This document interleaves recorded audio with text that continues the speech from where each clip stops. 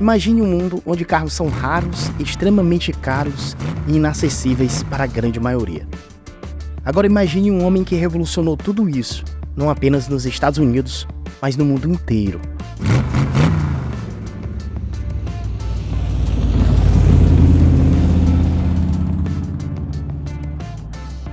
Henry Ford não só transformou a indústria automotiva, ele mudou a maneira como vivemos, trabalhamos e nos deslocamos. Prepare-se para uma jornada inspiradora pela vida de um dos maiores visionários da história moderna. Fique por aqui e garanto que você não vai querer perder um segundo dessa história incrível. Tudo que te peço é que clique no botão de inscrição aqui embaixo. Sua inscrição é crucial para que possamos continuar criando conteúdo relevante e de qualidade. Nós falamos sobre história, tecnologia e assuntos que mudaram o mundo. Bora pro vídeo?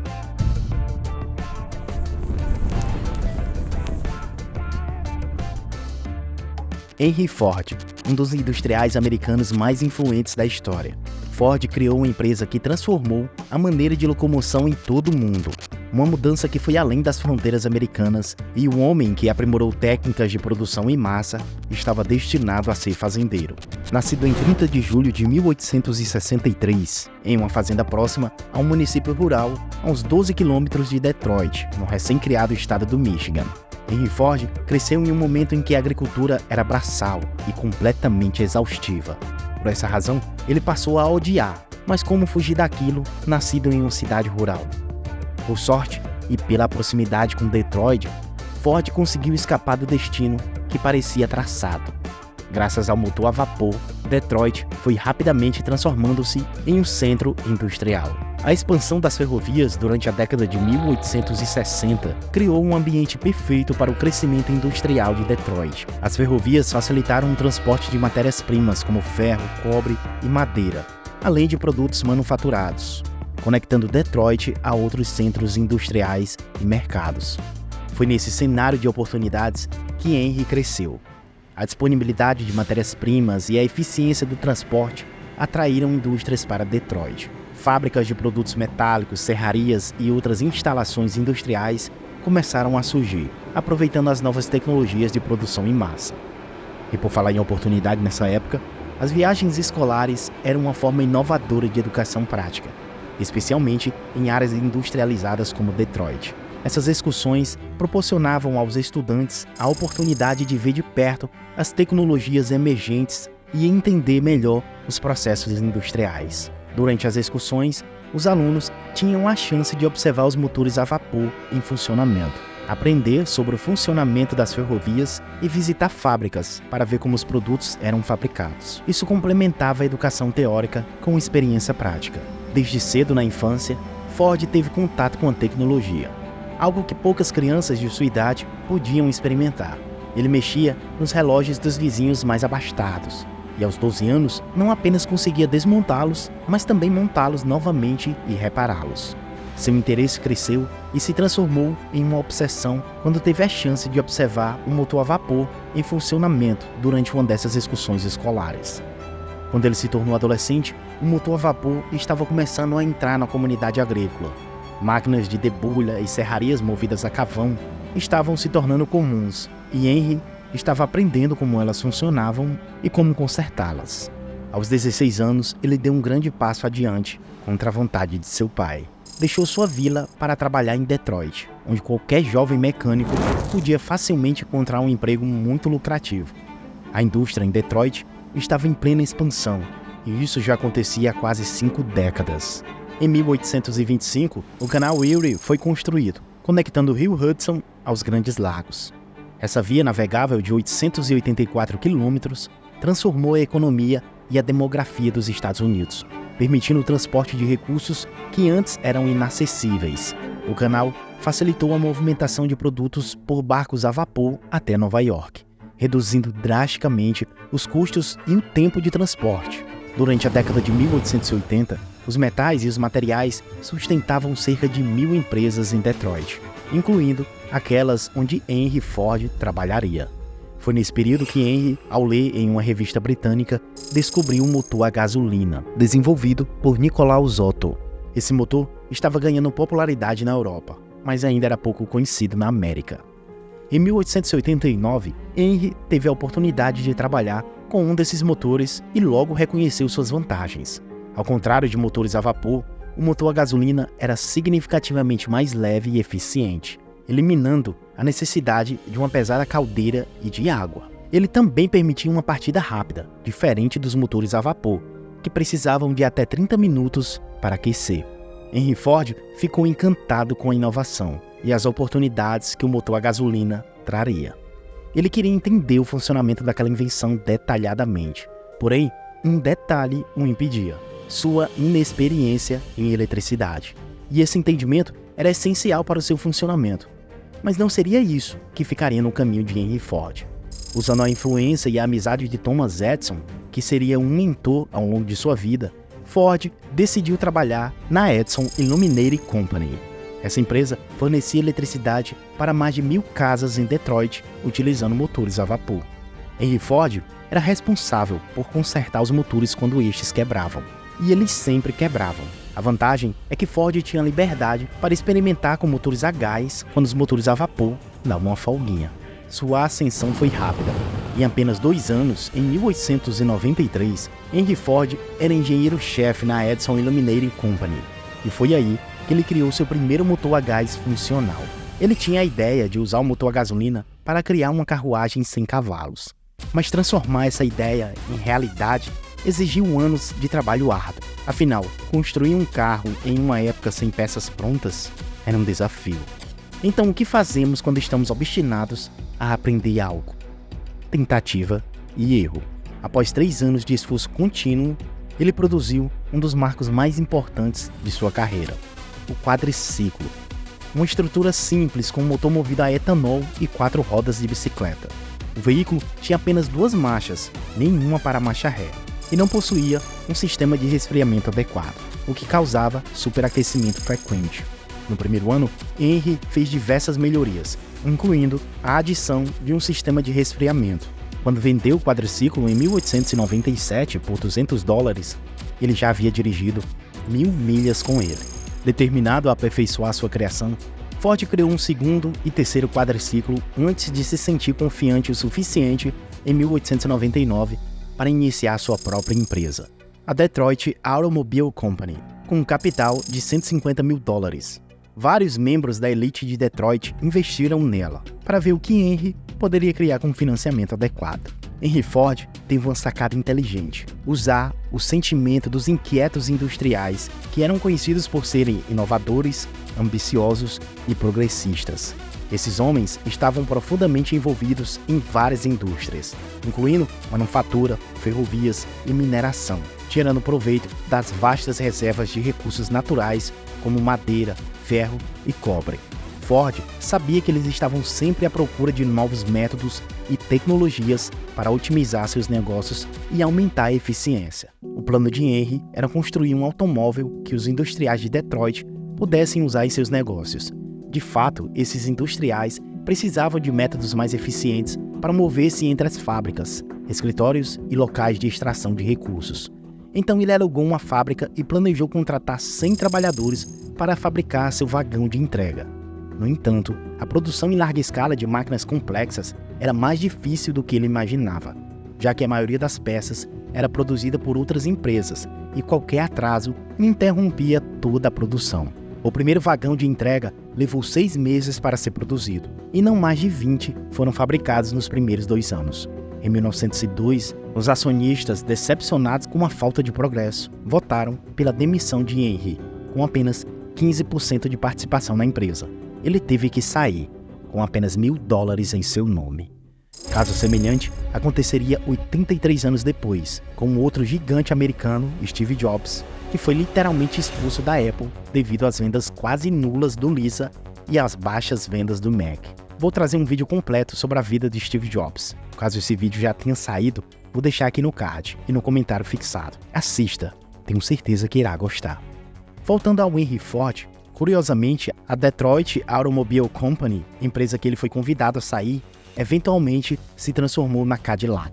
Beleza, Henry, esqueça os industriais e veja uma nova abordagem. Foi exatamente o que ele fez. A estratégia agora era criar um veículo acessível para o homem comum.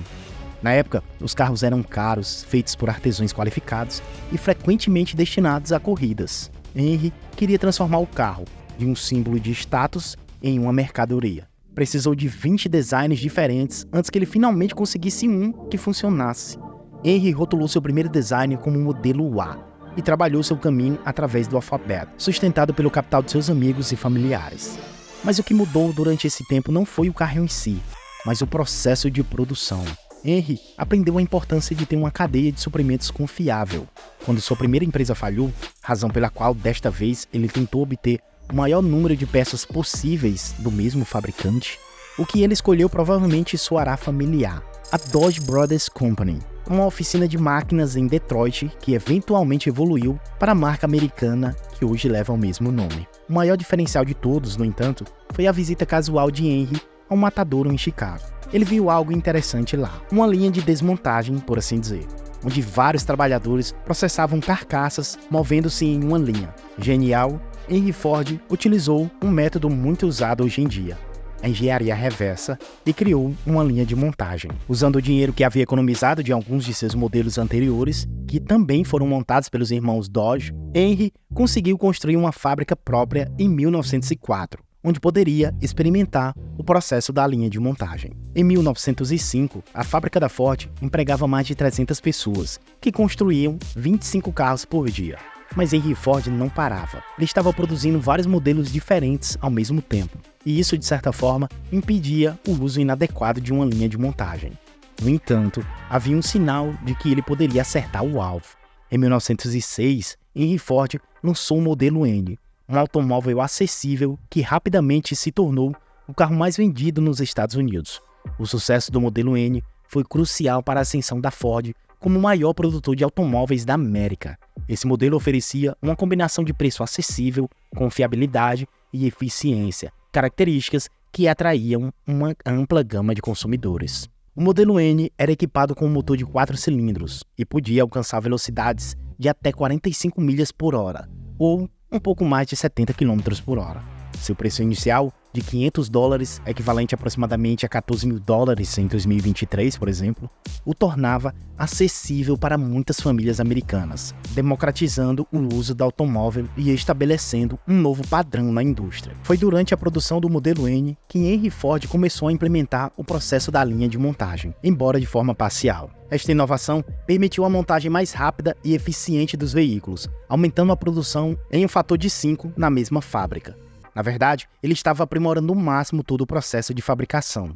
E pensando nisto, em 1905, para garantir a eficiência e eliminar atrasos na produção, Henry Ford criou a Ford Manufacturing Company. Esta nova entidade incluía uma fábrica própria, que começou a fabricar motores e transmissões, centralizando a produção e garantindo o controle de qualidade e pontualidade nas entregas. Esta integração vertical permitiu a Ford reduzir custos e melhorar a eficiência da produção, solidificando sua posição como um líder na indústria automotiva. Henry Ford foi um industrial à frente de seu tempo. Não só revolucionou a fabricação de automóveis nos Estados Unidos, mas também utilizou recursos de outros países para fortalecer e expandir sua empresa. Dois exemplos notáveis são o uso de borracha do Brasil e o aço vanádio do Peru. Avançando um pouco no tempo, nos anos 1920, Henry Ford buscava uma maneira de garantir o suprimento de borracha para a produção de pneus e outros componentes automotivos. Em 1928, ele comprou 2,5 milhões de acres de floresta amazônica aqui no Brasil e fundou a Fordlândia. A ideia era criar uma plantação de seringueiras em uma cidade modelo baseada nos ideais americanos. Esse assunto merece até um vídeo exclusivo, e quem sabe, em um futuro próximo, ele saia por aqui. Por essa razão, ative o sininho para ficar sabendo quando esse e outros vídeos saírem por aqui. Em 1907, Henry Ford iniciou a construção de uma estação de tratamento térmico, com um objetivo ambicioso: produzir aço vanádio, uma liga inovadora e praticamente desconhecida na América. Essa liga era revolucionária por ser mais de 2 vezes mais forte do que o aço comum, e ao mesmo tempo mais leve. O desafio de produzir aço vanádio era imenso. Afinal, pouquíssimos fornos nos Estados Unidos podiam sequer alcançar a temperatura necessária para fabricá-la. Mas esse esforço valia a pena, devido às suas propriedades superiores. Na época, a metalurgia do vanádio representava o ápice da pesquisa em materiais. Henry Ford teve uma sorte incomum ao possuir uma conexão estratégica com Joseph e James Flannery, irmãos que eram proprietários da maior mina de vanádio no Peru, responsável por 92% do suprimento mundial. Os irmãos Flannery já comercializavam aço vanádio na Europa e nos Estados Unidos, principalmente para empresas ferroviárias. Contudo, a produção da mina peruana era tão abundante que eles precisavam encontrar novos mercados para seu produto. E eles até venderam aço vanádio ao governo dos Estados Unidos para a construção do Canal do Panamá. E não estamos falando de pouca coisa. Mas ainda assim, não foi o suficiente. Então, quando encontraram Henry em 1906, imediatamente fizeram-lhe uma oferta. Eles ajudariam Henry a transformar todo o seu processo de fabricação para usar o aço vanádio. Quando Joseph e James Flannery conheceram Henry Ford em 1906, imediatamente eles ofereceram a Henry uma proposta irresistível: ajudar a transformar todo o processo de fabricação da Ford para utilizar aço vanádio. Essa parceria foi crucial para a Ford, que necessitava de materiais de alta qualidade e resistência para seus automóveis. Em 1907, o engenheiro-chefe dos irmãos Flannery construiu a estação de tratamento térmico de Henry Ford, começando assim a produção de aço vanádio. Com essa nova capacidade, Ford garantiu o fornecimento de vanádio necessário para seus carros. O primeiro carro da Ford projetado com aço vanádio foi o modelo T, lançado em 1908. Esse modelo não só incorporou a liga de vanádio, mas também demonstrou suas vantagens. O aço vanádio proporcionou ao modelo T uma durabilidade e leveza sem precedentes, tornando o melhor carro de sua época. Esse diferencial de qualidade foi suficiente para que, em poucas semanas após seu lançamento, a Ford recebesse 25 mil pedidos para o modelo T, mesmo tendo produzido apenas 17 mil unidades em 1909. Henry Ford percebeu a importância crucial do modelo T, o que levou a construir uma segunda fábrica maior em 1910, onde ele aperfeiçoou a linha de montagem em movimento em 1913. Esse desenvolvimento revolucionou a produção industrial, permitindo à Ford aumentar drasticamente sua eficiência e capacidade de produção. Em 1910, a Ford produziu 20 mil modelos T. 6 anos depois, esse número havia crescido para mais de 500 mil. O modelo T, lançado em 1908, não foi apenas um carro, foi um catalisador para uma transformação social e econômica. Ele era acessível, confiável e fácil de manter, o que permitiu que muitas pessoas que nunca haviam possuído um carro antes pudessem comprá-lo. Henry Ford tinha a visão de criar um carro para um homem comum, e o modelo T materializou essa visão. Implementou uma estratégia brilhante de redução de preços para o modelo T, continuamente diminuindo seu custo para ampliar sua base de clientes. Em 1924, o preço do modelo T era menos da metade do preço inicial em 1908. Essa redução de preços foi possível graças às eficiências obtidas com a linha de montagem e a produção em larga escala, que permitiu economias de escalas significativas. A estratégia de Henry Ford foi altamente eficaz. Em 1918, metade dos carros dos Estados Unidos eram modelos T. A era do automóvel estava em pleno andamento e a Ford Motor Company dominava o mercado. Esse domínio continuou bem na década de 1920, durante a qual a empresa manteve sua posição de liderança. O impacto do modelo T foi tão profundo que mudou a infraestrutura do país, impulsionando o desenvolvimento de estradas e a expansão dos subúrbios. No final da década de 1920, a concorrência na indústria automobilística aumentou. Empresas como a General Motors e a Chrysler começaram a ganhar terreno, oferecendo modelos que competiam com o modelo T em preço e superavam-no em características e estilo. A Ford respondeu com o lançamento do modelo A em 1927, que também teve grande sucesso. Nos anos seguintes, a Ford continuou a inovar e expandir globalmente. A empresa diversificou sua linha de produtos e estabeleceu fábricas em vários países, incluindo Reino Unido, Canadá e Alemanha. Durante a Segunda Guerra Mundial, a Ford foi uma peça-chave na produção de veículos militares, o que consolidou ainda mais sua importância na indústria automotiva e na história dos Estados Unidos. A Ford Motor Company continuou a evoluir ao longo do século XX e até o século XXI. A empresa se adaptou às mudanças tecnológicas e de mercado, introduzindo novos modelos e tecnologias, incluindo veículos híbridos e elétricos. A Ford permanece como uma das maiores e mais reconhecidas fábricas de automóveis do mundo, com um legado de inovação e impacto social duradouro. Em 1922, Henry Ford escreveu sua autobiografia e grande parte desse vídeo foi baseado nela. E aí, curtiu a história de Henry Ford? No nosso canal você vai encontrar muitas outras histórias fascinantes sobre história, tecnologia e eventos que marcaram o mundo. Se inscreve. Até o próximo vídeo.